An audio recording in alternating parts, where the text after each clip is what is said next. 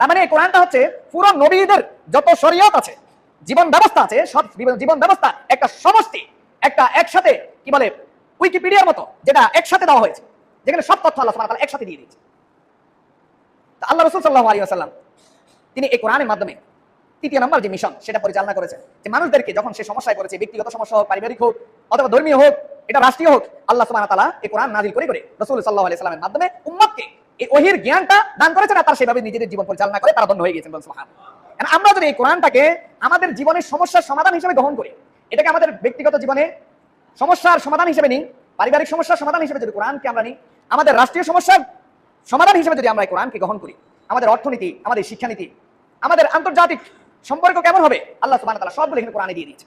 আমরা যদি এটাকে আমাদের জীবনের সমস্যার সমাধান হিসেবে গ্রহণ করি, সাহাবায়ে কেরাম যেভাবে সফল হয়েছেন দুনিয়া এবং আখিরাতে, আল্লাহ সুবহানাহু ওয়া তাআলা আমাদেরকে একইভাবে সফলতা দান করেন। বলুন সুবহানাল্লাহ।